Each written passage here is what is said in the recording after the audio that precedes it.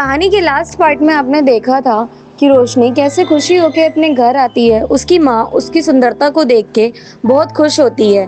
वहीं पर ज्योति उसकी सुंदरता को देखकर जलन से उभर जाती है।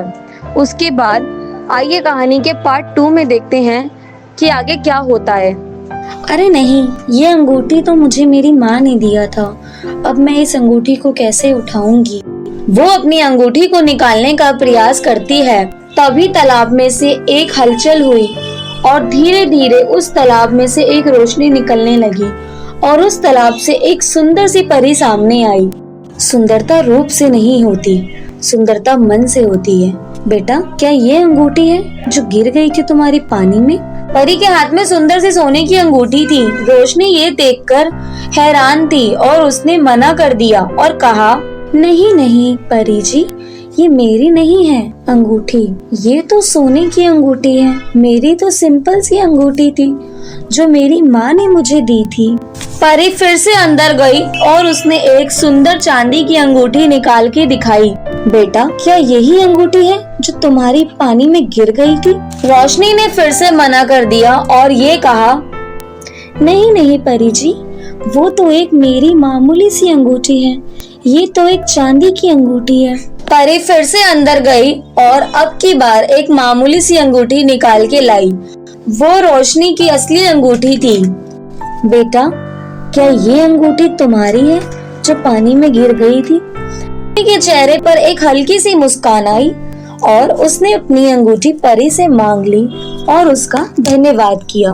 परी मुस्कुराते हुए बोली, बेटा, जो इंसान सच्चाई और ईमानदारी से जीता है, तुझे भी एक दिन वरदान मिलेगा।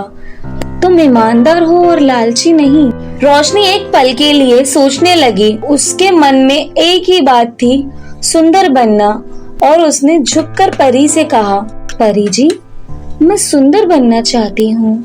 इस दुनिया में लोग सुंदरता को ही महत्व देते हैं। परी ने अपने हाथों को घुमाया और एक चमकदार रोशनी के ऊपर छोड़ दी। फिर उसने अपने लंबे हाथ बढ़ाए और रोशनी को अपनी बाहों में उठा लिया।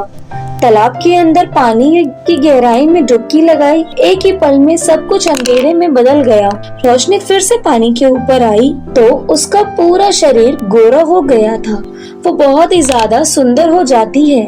वो बिल्कुल एक परी जैसी लगती है। क्या ये सच है? मैं कितनी सुंदर हो गई हूँ।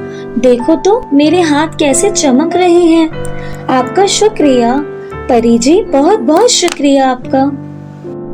बेटा, ये तो तुम्हारा फर्ज है। बेटा, ये तो सिर्फ एक बाहर का रूप है। तुम तो पहले से ही सुंदर थी, बस ये दुनिया नहीं देख पा रही थी। रोशनी ने परी का धन्यवाद करा। वो खुशी से अपने घर की तरफ चली गई।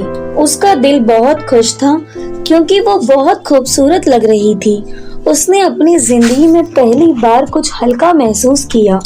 जैसे ही वो अपनी बस्ती में पहुंची, सब लोग उसको ही देख रहे थे।